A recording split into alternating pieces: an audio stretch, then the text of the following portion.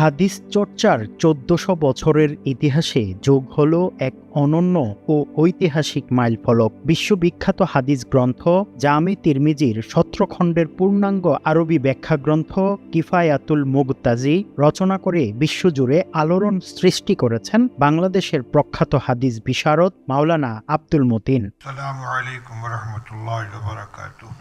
এই মহান কীর্তি উপলক্ষে ঢাকার কৃষিবিদ ইনস্টিটিউট মিলনায়তনে আয়োজন করা হয় এক বিশেষ ইলমি সেমিনার। মুফতি আবুল কাসেম আন-নু'মানী হাফিজাহুল্লাহ তাআলা মুআসসাসা ইলমিয়াহ বাংলাদেশের উদ্যোগে আয়োজিত এই সেমিনারে দেওবন্দ, আরব বিশ্ব ও বিভিন্ন দেশের শীর্ষ আলেমদের উপস্থিতিতে পুরো পরিবেশ রূপ নেয় এক মিলন মেলায়। বক্তারা জানান, প্রায় ১২০০ বছর ধরে তিরমিজি শরীফের অনেক ব্যাখ্যা গ্রন্থ রচিত হলেও এটি প্রথম পূর্ণাঙ্গ সরা, যা শাস্ত্রীয় বিচারে বিশ্বমানের মানদণ্ড পূরণ করেছে।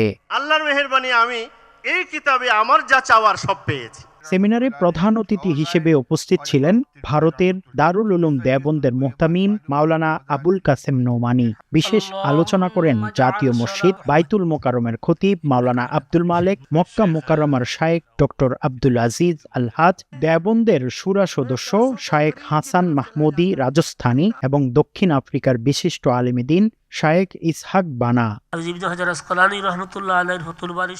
এছাড়াও বক্তব্য রাখেন সিলেটের প্রখ্যাত মুহাদ্দিস মাওলানা শফিকুল ইসলাম সুরাইগাটি, মালিবাগ জামিয়ার শাইখুল হাদিস মাওলানা আবু সাহাবের আব্দুল্লাহ, ফরিদাবাদ মাদ্রাসার প্রধান মুফতি আবু সাইদ এবং আকবর কমপ্লেক্সের প্রধান মুফতি দিলওয়ার হুসাইন সহ দেশ বিদেশের বরেণ্য উলামায়ে কেরাম। আল্লাহ পাকের মেহেরবানি আমাদের উস্তাজদের সৃজনশীল এবং এই ধরনের কাজের প্রতি আমাদেরকে উৎসাহিত করার, সহযোগিতা, তত্ত্বাবধান করার কারণে আল্লাহ পাক আজকে এই এতটুক পর্যন্ত আসার তৌফিক দান করেছেন। সবার কাছে আন্তরিকভাবে দোয়া চাইব যেন এই প্রতিষ্ঠান এবং এই ধরনের আরও বহুমুখী, কর্মমুখী এবং সৃজনশীল আরও প্রতিষ্ঠান আল্লাহ তাআলা তৈরি করার তৌফিক দান করেন। এই যে ১৭ খণ্ডের কিফায়াতুল মুগতাজি ২৬ বছরের গবেষণা, ডেডিকেশন এবং অসাধারণ মেহনত এবং পরিশ্রমের ফসল, এবং এর জন্যে কত রাগ তাকে জাগতে হয়েছে, ইচ্ছাকৃত জাগতে হয়েছে অনেক রাত, আবার অধ্যয়নের কারণে, ব্রেনে চাপ পড়ার কারণে রাতে যখন ঘুম আসেনি তখন বাধ্য হয়েও তিনি কিতাব লিখতে বসেছেন বা মোতালা করতে বসেছেন, অধ্যয়ন করতে বসেছেন।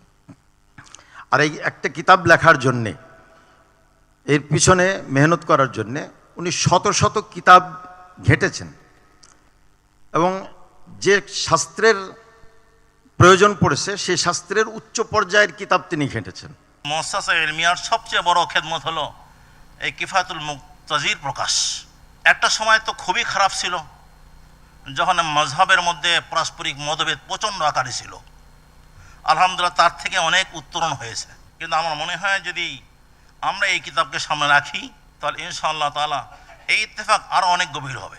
তো সকলের কাছে দোয়া চাই, আল্লাহ তাআলা যেন ওই কিতাবকে কবুল করেন, আমার আখিরাতের জখিরা বানান।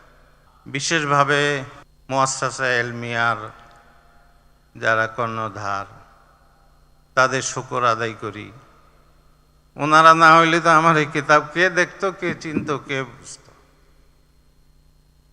এইটাও বহুত বড় ihsan।